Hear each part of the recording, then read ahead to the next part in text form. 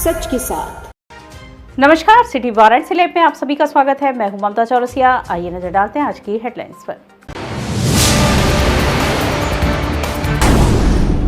काशी विद्यापीठ में छात्रों के 2 गुट में मारपीट। एक गुट के एक छात्र ने दूसरे गुट के छात्र पर ताना असलाहा, मची हड़कंप। शिवपुर पुलिस ने 2 शातिर चोरों को दबोचा, बरामद किया 2 मोटरसाइकिल, 1 अवैध तमंचा। देश के द्वितीय प्रधानमंत्री लाल बहादुर शास्त्री जी की मनाई गई 58वीं पुण्यतिथि। और 36वीं दीनानाथ गुप्त स्मृति मीडिया बैडमिंटन, विश्वनाथ सिंह दत्तू स्मृति मीडिया टेबल टेनिस, कैरम व शतरंज प्रतियोगिता शुरू। और अब खबरें विस्तार से। महात्मा गांधी काशी विद्यापीठ में छात्रों के 2 गुटों में मारपीट की घटना सामने आई है। एक गुट के एक छात्र ने दूसरे गुट के छात्र पर असलाहा तान दिया, जिससे परिसर में हड़कंप मच गया। गुरुवार को महात्मा गांधी काशी विद्यापीठ कैंपस में उस समय अफरा तफरी का माहौल पैदा हो गया जब छात्र विश्वविद्यालय की क्लास में पढ़ने में मशगूल थे। वहीं कैंपस में एक शख्स ने दूसरे शख्स पर पिस्टल तान दी, जिसका वीडियो सोशल मीडिया पर भी वायरल हो रहा है। वहीं वायरल वीडियो में साफ दिखा जा सकता है कि पिस्टल ताने हुए शख्स ने विश्वविद्यालय छात्र को धमकाते हुए दूर जा रहा है। वहीं छात्र को बचाने के लिए उसके साथी जब दौड़ रहे हैं तो वह शख्स पिस्टल ताने हुए दूर भाग रहा है। वहीं इस वायरल वीडियो की पुष्टि करते हुए एडीसीपी काशी जोन चंद्रकांत मीना ने कहा कि काशी विद्यापीठ की यह घटना है। वीडियो में एक शख्स असलाहा लहराते हुए दिख रहा है। हम कैंपस के सीसीटीवी फुटेज चेक कर रहे हैं। हमें इस संबंध में तहरीर भी मिली है, जांच की जा रही है। असलाहा लिए हुए शख्स की पहचान की जा रही है। दोनों के बीच झगड़े की वजह क्या है यह भी पता किया जा रहा है। आगे की कार्यवाही की जाएगी। काशी विद्यापीठ की एक घटना है, इसमें एक छात्र एक वेपन लहराते हुए दिख रहा है। उसमें वीडियो में हमने एक टीम गठित कर दी है जो वहाँ पे जो कैमरा लगे हुए हैं उसमें जांच करवा रही है और उस छात्र की हम शिनाख्त कर रहे हैं। एक हमें तहरीर भी प्राप्त हो गई है और उसके हम उस पर कार्रवाई करेंगे। ये वायरल वीडियो विद्यापीठ कैंपस का ही है? ये कैंपस का ही वीडियो है और वहाँ जो कैमरा लगे हैं काशी विद्यापीठ के उनसे हम फुटेज को दिखवा रहे हैं इसमें कौन कौन शामिल था। वहीं डॉक्टर ने बताया कि इस समय क्लासेस चल रही हैं। इस बीच कैंपस में अपनी महिला मित्र के साथ कुछ बाहरी छात्र कैंपस में आ गए थे। उसी को लेकर 2 पक्षों में आपसी विवाद हुआ। छात्रा ने ही अपने परिचित लोगों को बुलाया था। जब 2 छात्रों का ग्रुप आमने सामने हो गया तो बाहरी छात्र ने पिस्टल निकाला तो हमारे गार्ड व पुलिस प्रशासन के जो लोग हैं वह बीच बचाव करते हुए पकड़े और कोई भी अनहोनी होने से बचा लिए। जिसने पिस्टल निकाली वह हमारे यहाँ का छात्र है कि नहीं यह भी पता किया जा रहा है। प्रकरण की जांच की जा रही है। इस झगड़े में कौन कौन लोग शामिल हैं उसे सीसीटीवी कैमरे से चिन्हित किया जाएगा। वहीं उन्होंने बताया कि प्रथम दृष्टया झगड़े की वजह यह सामने आ रही है कि एक लड़की को किसी छात्र ने कुछ कमेंट किया था। वह लड़की उस छात्र को मारने जा रही थी। इसी बीच बचाव में कुछ छात्र सामने आए। इस बीच लड़की ने भी अपने भाइयों मित्रों जिसको भी बुला लिया तो इस बीच 2 गुट बन गए। वहीं पूरे प्रकरण की जांच की जा रही है। जो दोषी होगा उसे नोटिस देते हुए उचित कार्यवाही की जाएगी।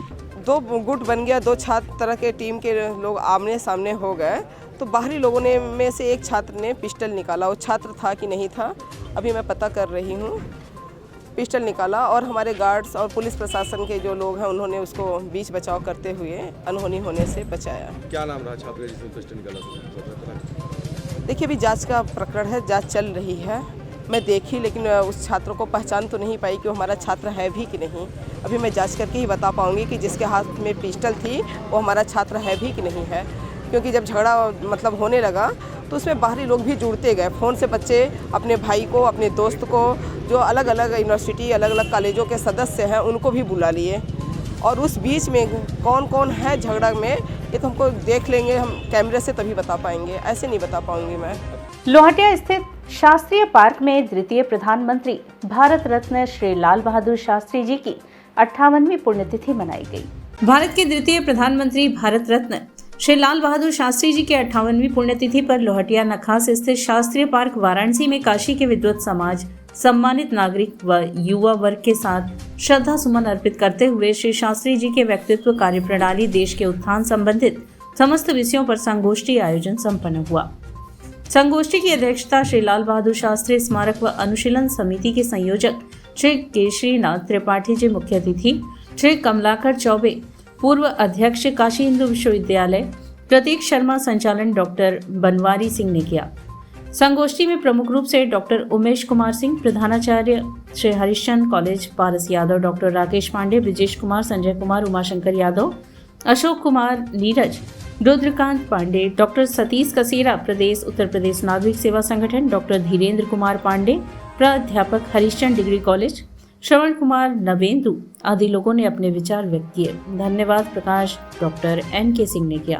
उत्तर प्रदेश सरकार से और केंद्र की सरकार से ये गुजारिश है कि लाल बहादुर शास्त्री जी के नाम पर एक लाइब्रेरी बनाई जाए और साथ साथ शिक्षा की व्यवस्था को दुरुस्त किया जाए, आम आदमी तक सुलभ शिक्षा हो और देश के जवानों को, देश के नौजवानों को जय जवान जय किसान का नारा देने वाले शास्त्री जी के लिए ये एक सच्ची श्रद्धांजलि होगी कि इस देश के सभी जो जिनका कंट्रीब्यूशन है उनके लिए बेहतर स्कीम्स लेकर के आएं और सबसे इम्पोर्टेंट शिक्षा है। हेमू कालानी मंडल हिंदू युवा वाहिनी द्वारा पूर्व प्रधानमंत्री स्वर्गीय लाल बहादुर शास्त्री जी की पुण्यतिथि मनाई गई। हेमू कालानी मंडल हिंदू युवा वाहिनी द्वारा पूर्व प्रधानमंत्री भारत रत्न स्वर्गीय लाल बहादुर शास्त्री की 58वीं पुण्यतिथि मनाई गई। इस अवसर पर बड़ा गणेश लोहटिया मार्ग पर स्थित उनके स्मारक के प्रतिमा पर साफ सफाई करने के पश्चात माल्यार्पण एवं पुष्पांजलि करते हुए दीप प्रज्वलित किया गया। साथ ही लाल बहादुर शास्त्री जी अमर रहे के गगन भेदी जय घोष लगाए गए। कार्यक्रम के आयोजक शिवांशु यदुवंश ने बताया कि प्रधानमंत्री समेत विदेश मंत्री, गृह मंत्री, रेल मंत्री के साथ साथ वह परिवहन एवं वाणिज्य मंत्रालय तक के प्रभार पर उन्होंने राष्ट्र की सेवा की एवं अपने युद्ध कौशल से भी उन्होंने भारत का मान विश्व में बढ़ाया। सरल व्यक्तित्व के धनी होने के साथ उनमें भारत में ऊंच नीच के भेदभाव जैसी कुरीतियों से भी लड़ने की जबरदस्त क्षमता थी। उन्होंने राष्ट्र को अन्य राष्ट्रों के आगे झुकने के बजाय जय जवान जय किसान जैसे शब्दों से आत्मनिर्भर बनाने का सफल प्रयास किया। आयोजन में वाराणसी विकास प्राधिकरण के मानद सदस्य एवं हिंदू युवा वाहिनी वाराणसी मंडल के निवर्तमान प्रभारी अम्बरीश सिंह भोला, महानगर के निवर्तमान अध्यक्ष अजय सिंह एवं स्थानीय पार्षद संजय केसरी समेत समस्त सामाजिक वरिष्ठ जन एवं कार्यकर्ता बंधु उपस्थित रहे।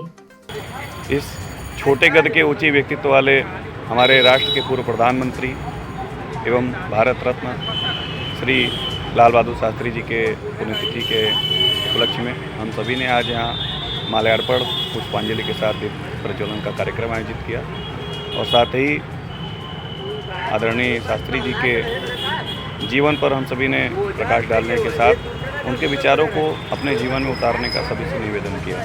कार्यशाला के माध्यम से समस्त स्टाफ नर्सों को शिशुओं के पालन के लिए कंगारू मदर केयर विधि की विस्तृत जानकारी दी गई।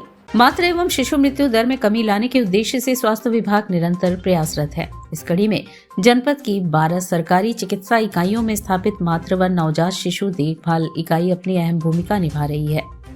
बृहस्पतिवार को शहरी सामुदायिक स्वास्थ्य केंद्र शिवपुर पर मुख्य चिकित्सा अधिकारी डॉक्टर संदीप चौधरी के निर्देशन में समस्त चिकित्सा इकाइयों के स्टाफ नर्स को लेकर संवेदीकरण कार्यशाला का आयोजन किया गया, जिसमें स्टाफ नर्स को MNCU को सुदृढ़ करने के साथ ही कंगारू मदर केयर के बारे में विस्तार से जानकारी दी गई।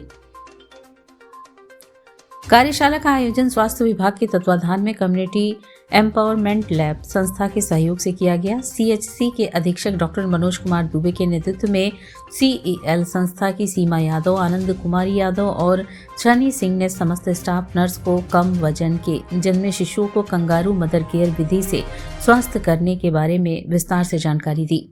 उन्होंने बताया कि कम वजन के नवजात शिशुओं को कंगारू मदर केयर विधि के माध्यम से हाइपोथर्मिया से बचाया जा सकता है। यह विधि मां के अलावा घर का कोई भी सदस्य दे सकता है। इस विधि में त्वचा से त्वचा का संपर्क होने से शिशु को काफी आराम मिलता है और उसका संक्रमण से बचाव होता है। 24 घंटे में कम से कम 20 घंटे के MC देना चाहिए और जब भी शिशु को सीने से लगाएं तो कम से कम 1 से 1.5 घंटे तक लगाकर रखना है। KMC विधि के दौरान स्वच्छता का ध्यान रखना बेहद जरूरी है।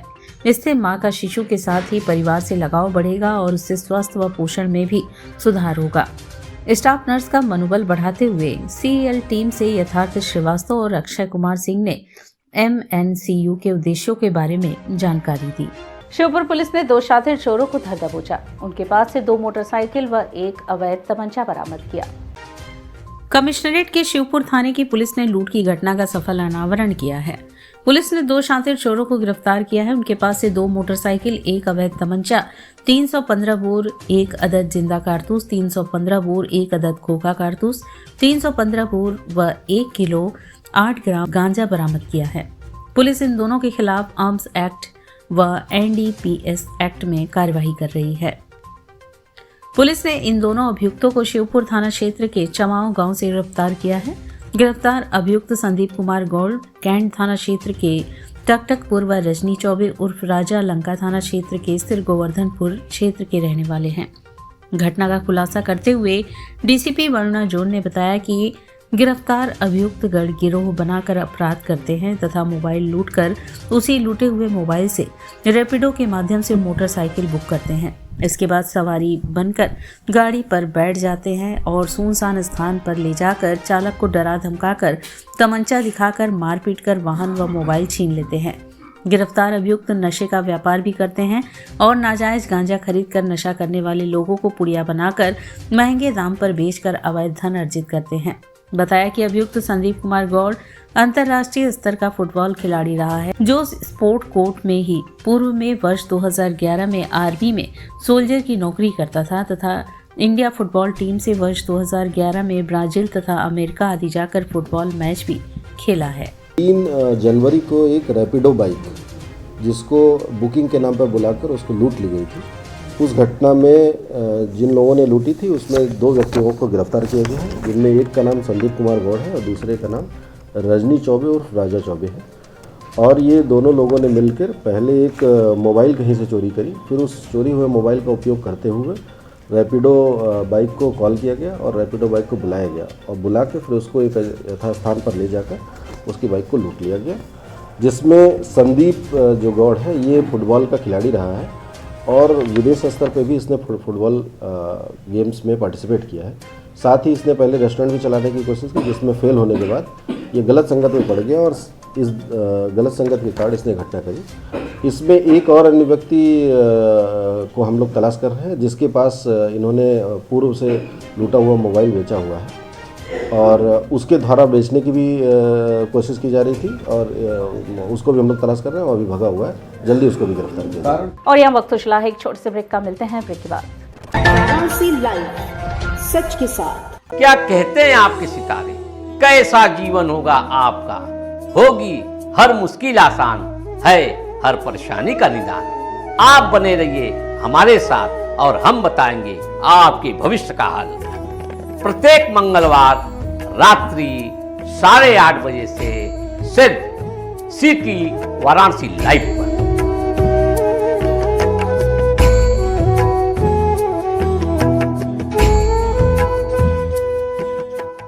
वाराणसी लाइव सच के साथ। और ब्रेक के बाद पुनः आपका स्वागत है।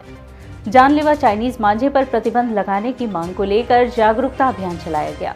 बाजार में बिक रहे कातिल चाइनीज मांझे की उपलब्धता को देखते हुए मच्छोदरी स्थित श्री स्वामी नारायण मंदिर के महंत श्री प्रेम स्वरूप दास जी के आह्वान पर इसके बिक्री पर पूर्ण रूप से प्रतिबंध लगाने की मांग को लेकर सामाजिक संस्था सुबह बनारस क्लब के बैनर तले लक्ष्मी हॉस्पिटल के प्रबंधक निदेशक डॉक्टर अशोक कुमार राय, संस्था के अध्यक्ष मुकेश जायसवाल, कॉलेज की प्रधानाचार्य डॉक्टर मुक्ता पांडे, उपाध्यक्ष अनिल केसरी, कोषाध्यक्ष नंद कुमार टोपी वाले के नेतृत्व में भैरवनाथ स्थित श्री वल्लभ विद्यापीठ बालिका इंटरमीडिएट कॉलेज के परिसर में भैया मेरे याद रखना चाइनीज मांझे का बहिष्कार करना के नारों के साथ एक जन जागरूकता अभियान चलाया गया।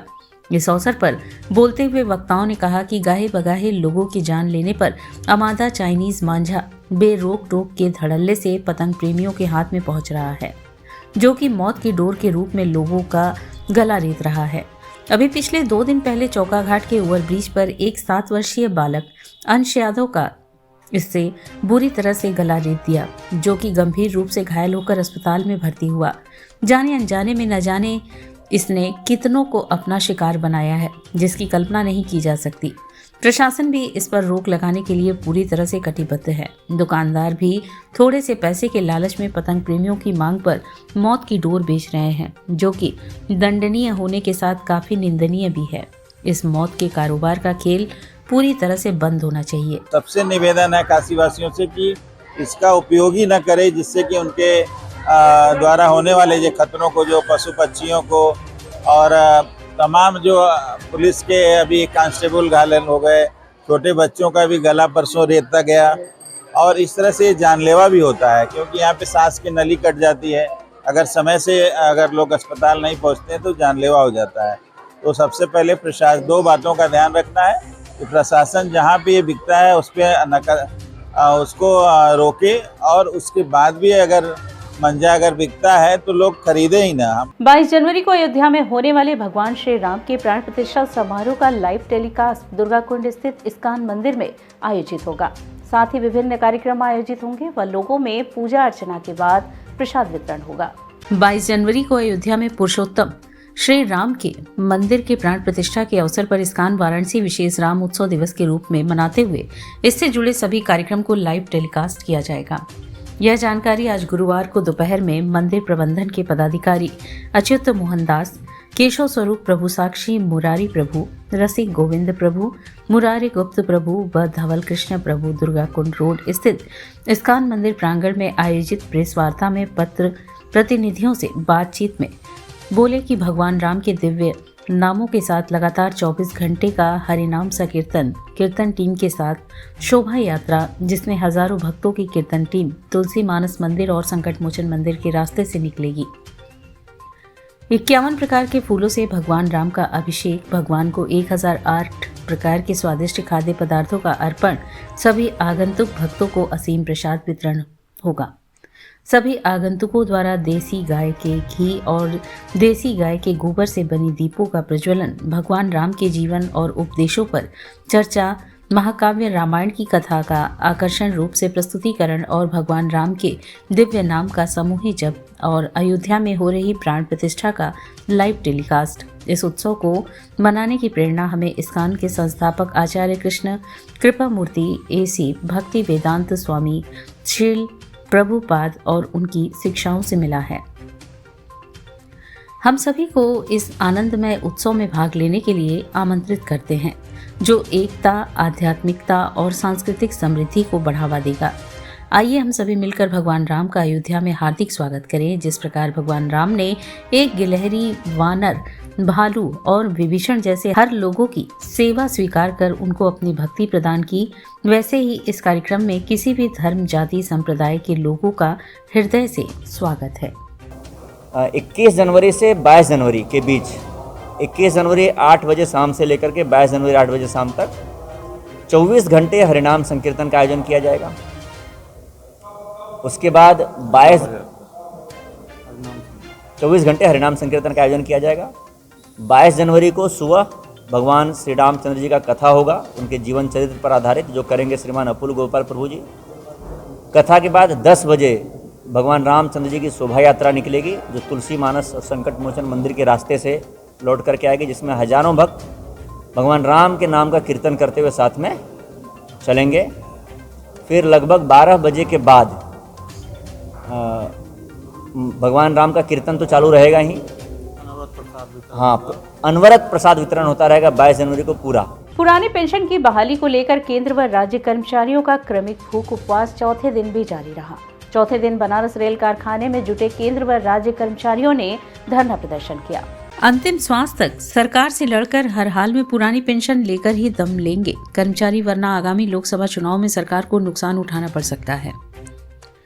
उक्त बातें पुरानी पेंशन बहाली को लेकर संयुक्त मंच द्वारा चलाए जा रहे क्रमिक भूख उपवास के चौथे और अंतिम दिन बनारस रेल कारखाना में भारी संख्या में जुटे केंद्र व राज्य कर्मचारियों ने भूख उपवास रखकर दे रहे धरने में मंच के संयोजक शशिकांत श्रीवास्तव ने कहा, क्रमिक भूख उपवास में केंद्र एवं राज्य कर्मचारियों के अलावा शिक्षक व पेंशनर्स की सहभागिता रही, जिसकी अध्यक्षता comrade Pradeep Sharma, zonal secretary, और अरविंद श्रीवास्तव, महासचिव बनारस रेल कारखाना ने भूख उपवास व धरना का संचालन किया। सह संयोजक सुनील सिंह एवं NB सिंह, सचिव मेंस यूनियन, ने संयुक्त रूप से कहा कि 1 जनवरी 2004 से केंद्र के कर्मचारी एवं अप्रैल 2005 से उत्तर प्रदेश कर्मचारियों के लिए पूर्व प्रदत्त पेंशन व्यवस्था समाप्त करके नई अंशदायी पेंशन व्यवस्था लागू कर दी गई है, जो कि शेयर बाजार आधारित व्यवस्था है। कर्मचारी समाज लगातार इस व्यवस्था का विरोध कर रहा है।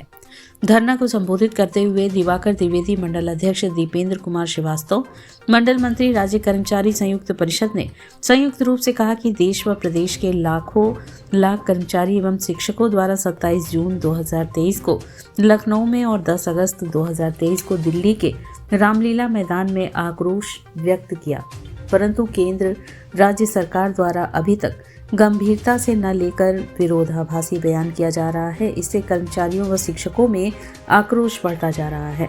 इसलिए आज पूरे देश का केंद्रीय व राज्य कर्मचारी एवं शिक्षक हड़ताल पर जाने से पूर्व भूख उपवास कर सरकार का ध्यान आकृष्ट कर रहे हैं, जिसका निर्णय संयुक्त मंच द्वारा लिया जा चुका है।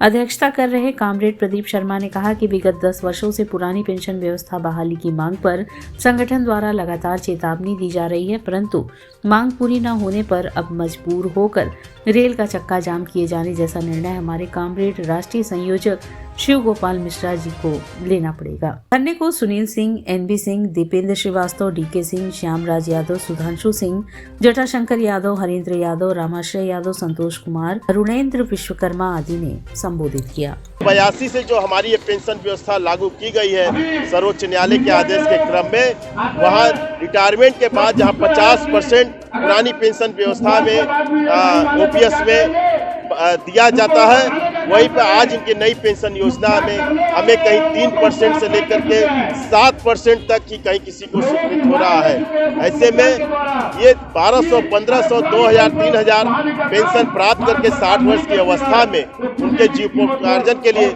बहुत बड़ा कुठाराघात सरकार द्वारा किया गया है, जिसको हम लोगों ने कहा है सरकार से लगातार 10 वर्षों से मांग कर रहे हैं कि नई पेंशन योजना को तत्काल बंद किया जाए और उसकी जगह पर पुरानी पेंशन व्यवस्था बहाल की जाए, क्योंकि पुरानी पेंशन ही वृद्धावस्था में बुढ़ापे की लाठी का सहारा है। मां अन्नपूर्णा मंदिर के महंत शंकरपुरी महाराज ने गरीब व असहायों में कंबल वितरण किया। दशाश्वमेध घाट पर विकलांग और जरूरतमंदों के बीच बुधवार की रात्रि में मां अन्नपूर्णा के महंत शंकरपुरी ने अपने हाथों से कंबल वितरण किया। पुरुष महिलाओं को सर्दी से बचाव के लिए वाराणसी में जगह जगह स्थान बदलकर 1 हफ्ते कंबल बांटे जाएंगे। इस अवसर पर महंत शंकरपुरी ने कहा कि सर्दी के मौसम में खुले आसमान के नीचे जीवन यापन कर रहे लोगों को एक चादर भी ढंग की नहीं होती है। ठंड में कई लोगों की जान इस कारण से चली जाती है। इस ठंडी में मनुष्य के जीवन में मानव सेवा ही सबसे बड़ा कर्तव्य है। उन्होंने कहा कि जो लोग ऐसा पुनीत कार्य करते हैं वे इंसानियत की मिसाल पेश करते हैं। मंदिर के प्रबंधक काशी मिश्रा ने बताया कि कंबल वितरण वर्ष 2003 में शुरू हुआ। इस वर्ष शीतलहारी को देखते हुए हजारों कंबल बांटे जाएंगे। पहले दिन दशाश्वमेध क्षेत्र में बांटा गया।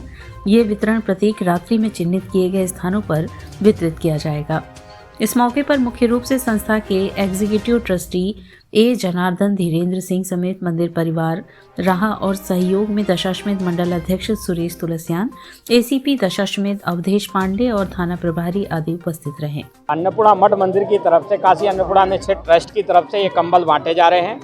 आज कंबल यहाँ बांटे जाएंगे। इसके बाद में कंबल कल जो है कैंट स्टेशन पे बांटे जाएंगे और परसों काशी स्टेशन पे और काशी स्टेशन पुल के नीचे और गंगा उस पार, और इसके बाद में राजा तालाब पर ये कंबल बांटे जाएंगे। ये हफ्ता भर ये कार्यक्रम चलेगा। 36वीं दीनानाथ गुप्त स्मृति मीडिया बैडमिंटन विश्वनाथ सिंह दत्तू स्मृति मीडिया टेबल टेनिस कैरम व शतरंज प्रतियोगिता का शुभारंभ हुआ। आनंद चंदोला खेल महोत्सव के दूसरे चरण में गुरुवार को 36वीं दीनानाथ गुप्त स्मृति मीडिया बैडमिंटन विश्वनाथ सिंह दत्तू स्मृति मीडिया टेबल टेनिस कैरम व शतरंज प्रतियोगिता परानकर स्मृति भवन में शुरू हुई।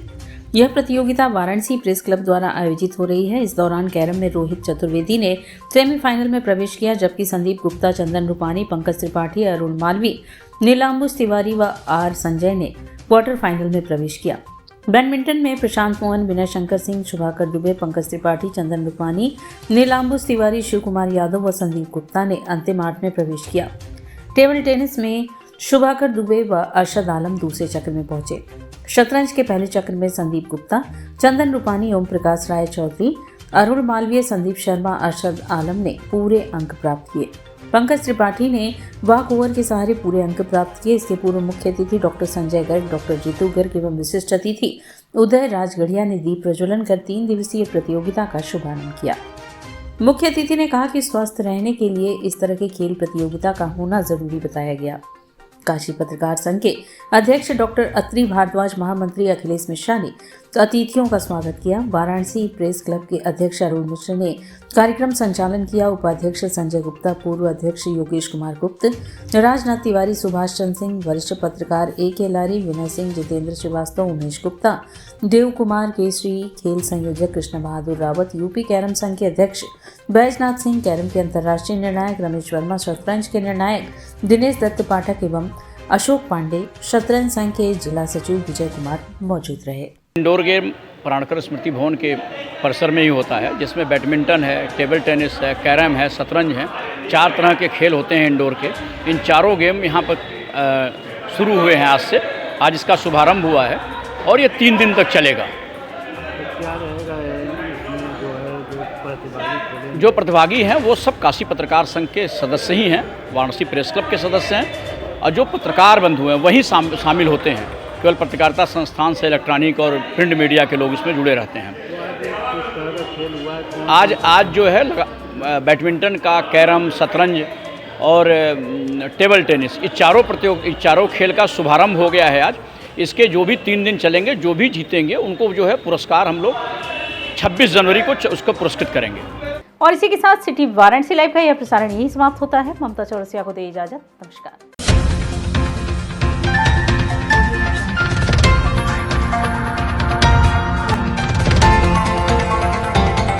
वाराणसी लाइव, सच के साथ।